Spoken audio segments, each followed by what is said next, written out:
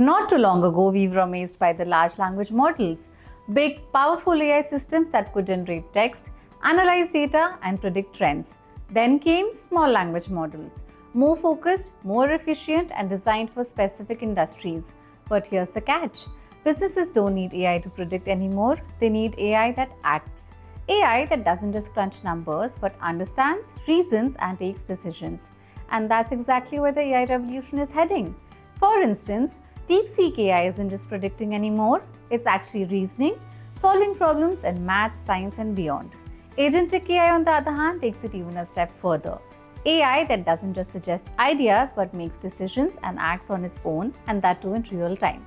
So, what does this mean for enterprises? How do they go beyond automation, stay ahead, and prepare for what's next? Welcome to the second episode of The Age of AI, and I'm just the right person to talk about all of it. Ravi Magluri, CTO of Digital Services at Sify Technologies. Welcome to the show, sir. Thank you. Pleasure is mine. Great, sir. So, sir, let's start with the basics. My first question is, AI as a term is thrown around a lot, but how would you explain it to someone in a way that's simple and actionable for enterprises?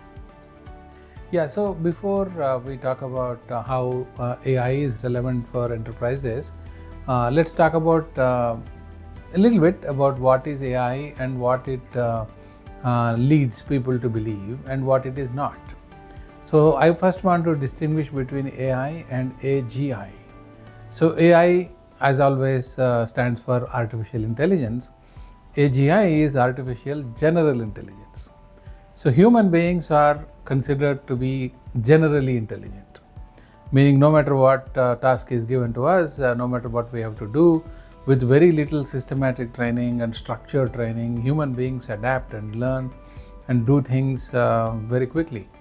But when you talk about artificial intelligence, you also talk about model, training, and we talk about it is intelligent only to the extent it received the training and so on. So people's expectation, the general expectation is that we achieve general intelligence, but I don't know, people are saying, now we are only a couple of years ago away from it.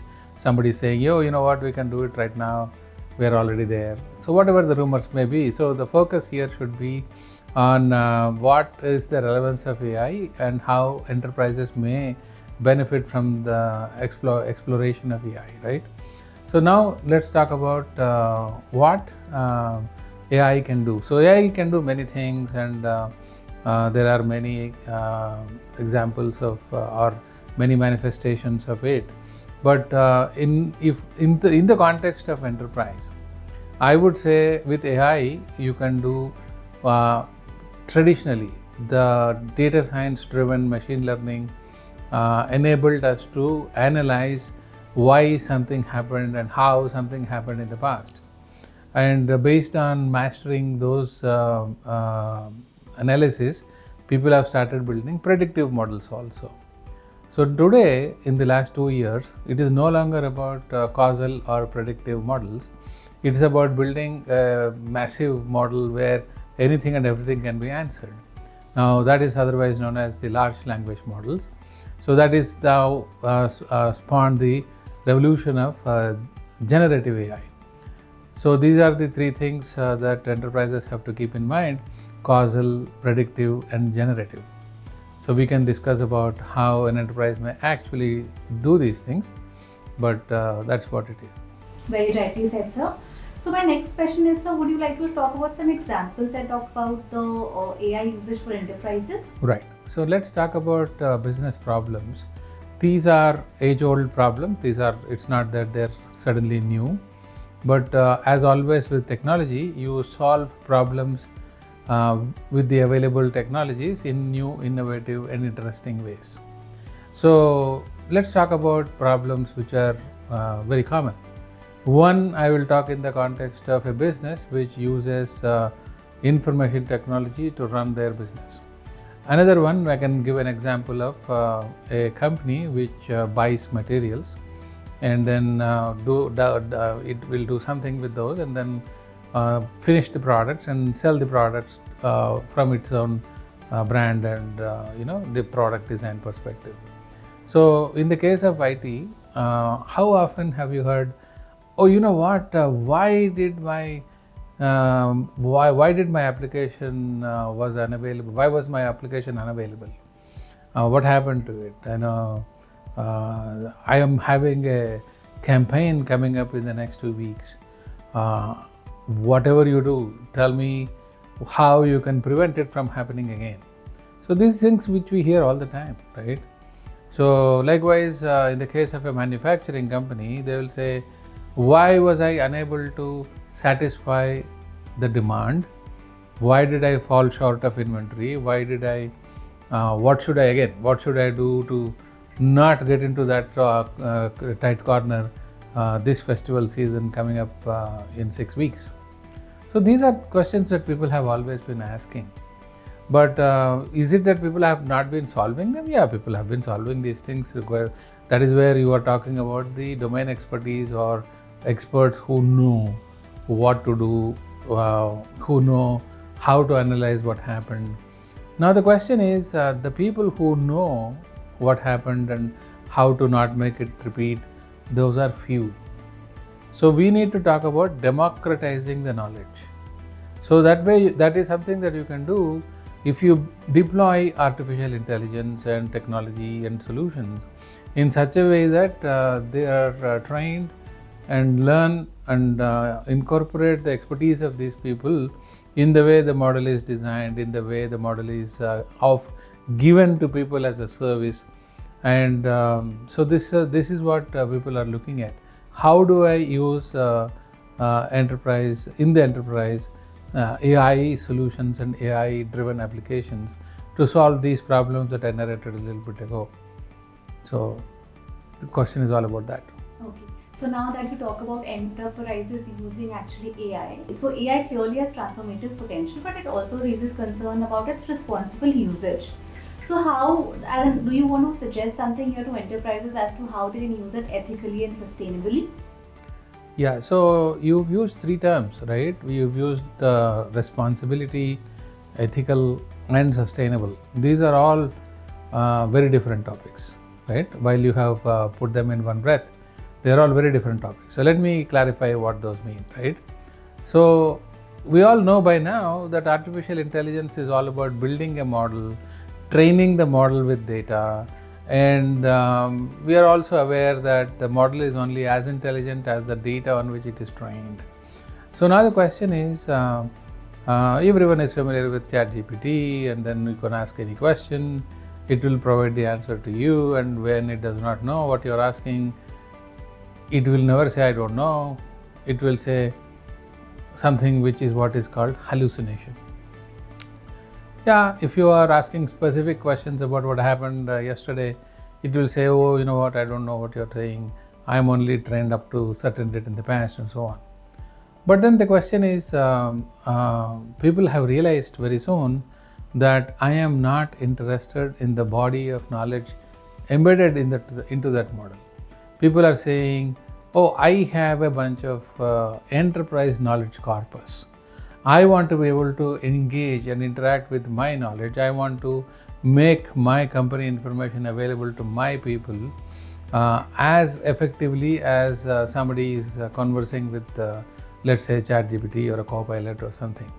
Now, for this, there are 2 options, right? One is you have to somehow push your content, your knowledge corpus into the model, and then it will give you the answers. But then which company is interested in doing that, right? So your knowledge corpus is yours. You know, no way you would want to expose it to the wide world out there. So that is called responsible usage, meaning whatever AI technology I use, how do I develop the capabilities similar to the open world, but on my knowledge without it getting leaked. So that is a question of responsible usage. Likewise, extending it beyond my selfish concerns about my organization's intellectual property, I cannot expose my customer information. So that is also called responsibility. So I have to give confidence to my customers and my partners and all the stakeholders that I'm not going to abuse the information that I have on them for purposes which are not exactly which they are comfortable with. So this is about the responsible usage. Now coming to ethical usage, there is a problem of again the model being as intelligent or trained and conditioned with the data that is given to it. So this is where the things about bias will come in. So human beings are inherently vulnerable to develop a bias. So whether it is by race, gender, demographics, or whatever are those factors that are provoking bias, we should make sure that that does not creep in to the model's intelligence that we are developing by training it. So that is about ethical usage. The last one you talked about is a sustainable usage. The sustainability is all about, hey, what is the cost of developing this? What is the cost of it to, is it just economics? No, it's not. It's sustainability is bigger than economics, right? So all these machines which are environmentally so dangerous, where it is emitting so much of carbon footprint and all. So we need to talk about how do I optimize the effort involved, the computational effort involved, and the collateral damage that it will cause. How do I do that? So it may be with technologies to reduce the carbon footprint in broader sense. So a lot of attention needs to be paid in that. Right, so now that we've actually spoken about responsible, ethical and sustainable use of AI, my next question is, I want to focus on the people aspect of AI. Right. As you know, AI is not just about technology, it's also about people. So in your opinion, sir, what skill should the enterprises focus on, with respect to people, to make the best use of their AI investment? See, as always, technologies are the means to achieve a goal. So if organizations are not clear about what goal they have, because I have spoken to a few companies in the last several months and almost about a year. Everyone is excited about AI. Everyone says, I have a mandate to use AI this year. But do you have use cases? Now, I may have, I may not have. But if I have a use case, or if I have an example that I have, let's say, observed from one company doing it, it may not be the best thing for your company, because your company is doing selling products and services your own way. Now, what will you gain by mimicking? Imitation is the best form of flattery, and you may learn faster when something is proven somewhere else. All those things are valid. But I recommend that people should focus on understanding the potential benefits of AI and coming up with a business case, or coming up with a use case rather, before we worry about the business aspects of it. What do I want to accomplish? So in the beginning it may be complicated, it may be very difficult, but this is where we can step in and we can conduct design thinking workshops, and we can give them directions and inspire them to look beyond and think beyond. And then I believe that's the right way to get into. Meaning, you need to focus on what you want to accomplish. Yes, it is difficult to know what is the art of the possible, but that's where we come in and we can help them iron out, zero in on potential benefits and all that. And now that is where you will talk about, okay, now that I know what I want to do, where do I start? What is the technology? Now, every week there are 4 or 5 different announcements coming up. I have changed the whole world, I know. So how do we keep pace with it? How do we decide what is the right thing to do? What is the cost of adopting a technology? So my estimate is that in the next few months, let's say by summer of 2025, there will be considerable stability and convergence. No matter who is talking about these technologies, they all have started saying, these are the capabilities my technology has. So that is a good situation to be in, because beyond that you may further innovate, which will always happen. But now we already have a set of criteria that we need to have in terms of developing these applications. So then the question is, that's where it comes to the people part of what you asked. So what are the kind of skills that I should have in my people? Enterprises should seriously focus on enhancing the quality of the data that they generate, because AI is all about generating good quality data, and without which things will fail. We already have seen within our own some early experiments that we're doing with our customers. We have seen this. People believe they have a lot of data, but the data is not of good quality. And we've seen this happening time and again, right? Even 2 decades ago, when supply chain business was coming, we have seen the same problem, like people will have, there is no catalog, there is no structured definition of a product, and how do you, today it's very easy for you to go, let's say, to a storefront, no matter from big or small vendors, you will say select A, B, C, D, then you should compare features. I'm sure every kid or every young person in this world today, they make a decision about buying a product or a service after comparing them big time. It is not just phone a friend, it is about themselves looking at all the comments and reviews and whatnot, to be able to do that review, to be able to, you don't even know about what to look for in a product, but when you look at the catalog, when you look at the definition, this is what is data. So the more data that you have, the ability of yours increases to make conclusions, to derive conclusions out of that. Same, in a larger sense, the same thing is with AI, right? So you need to have people who understand the domain and to capture relevant data from that. Yeah, there will always be people who will talk about, I can build an ML model for you, but they will come and ask you, what do you want to do with your model? So I believe enterprises should focus on the core aspect of their business. Programmers of all flavors will keep coming and going. Technologies will keep coming and going. They should invest on the domain expertise and how that can be leveraged for innovation. That's my suggestion. So recently, sir, every now and then we keep on moving from one AI to another. So I think it gets difficult for people also to, adapt to the changes. So any suggestions there for people per se? You're talking about the AI technology people or business people who are using AI technology people, as in for people who are actually wanting to foray into knowing more about AI, what should they also focus on right now? See, the speed at which the information is coming is super fast, right? So just now I was walking back from lunch, and then we were joking about how going viral has now become a desirable thing. Because back in the day, when you say it is viral, it was invariably used in the context of a bad thing happening where people will develop illnesses or fall sick. But today, something went viral, oh man, that is the best thing that can happen. So now, in the days of when going viral is a virtue as opposed to a bad thing, now how do we stay relevant? How do we keep up with the Joneses? So there are some basic skills, there are lots of information available on the internet everywhere.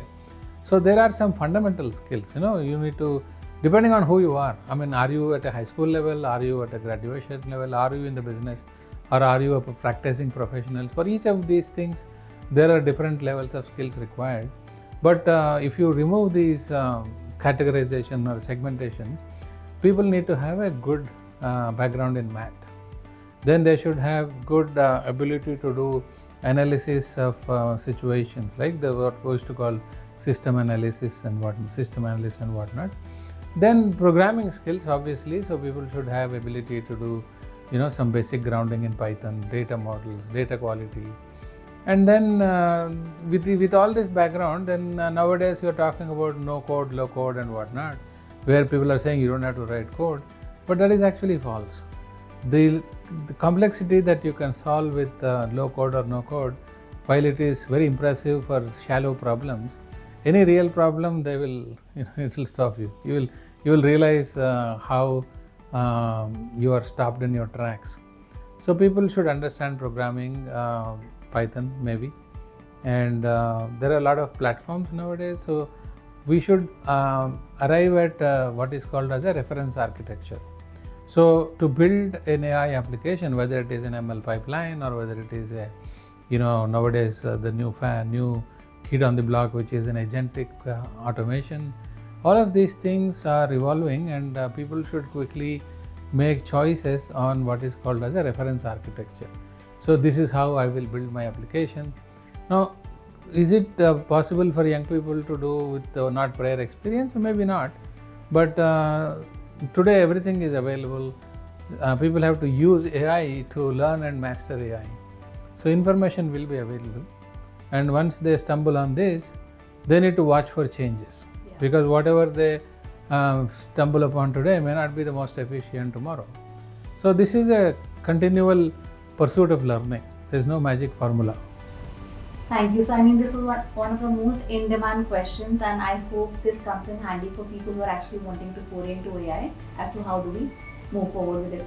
So, sir, as we move towards the end of the podcast, do you also want to shed some light on when is the right time for enterprises to actually adopt AI and how do they go about it?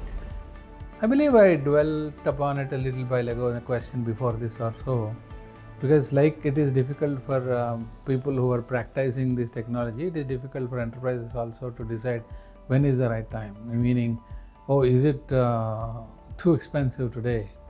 Can I wait for tomorrow? So it will always be relentlessly moving forward. You will always have a, let's say, in the latter vein, a buyer's remorse. If only I waited for this, I could have avoided that. So for example, the NVIDIA chips which were so powerful like last year are perhaps 40-50% cheaper now because there is a next generation chipset that has come, and this will keep going, right? So the best example I can give you is if you look at an iPhone from Apple, the iPhone price remains generally the same, but the last year's model will be cheaper by $100 or $200 or whatever it is. So this is a simple example. Now, is that which you bought last year, is it not relevant? No, it is. It is relevant for the possibly 5-6 years, and that's why Apple is doing a lot of drama to make people migrate to upgrade to the new systems and whatnot. So enterprises will face the same problem all the time. Now the question is, like I said earlier, you need to make a assessment of, if I do this, what is my business case? Meaning, will I increase my profit by selling more, by selling new things, selling in a new way, or will I save my operational cost? Will I improve my productivity? Will I improve my customer satisfaction? So your decision should be based on those things. Now, how important and how urgent it is for me to look at top line and bottom line, that will drive their decisions better, because whatever choices they make today invariably it has to rely on AI. Sometime back it was generally talked about as a digital transformation, whatever it may have meant to people. Today it's all about AI. But if you focus on your business objectives, that will give them a clear guidance. Hey, this is what I want to accomplish. This is the monetary gain or optimization that I can make. So what can I spend? Now that determines what is the kind of technology that you want to use. And that also, like I said earlier, whatever may be the urgency, whatever may be the excitement that a company has, they should get the basics right first. They should define very, very tangibly what they want to achieve. They should analyze the dependencies for that. They should analyze the people and culture transformation that is required. And I'm sure a lot of this due diligence is already generally built into companies. And whoever does a good job of putting all these things in place, where I come from, they say put all your ducks in a row, things will turn out to be good. Sure, sir. Thank you so much for your time, sir. It was a very insightful discussion. Yeah. We look forward to hearing more from you in the future. Thank you.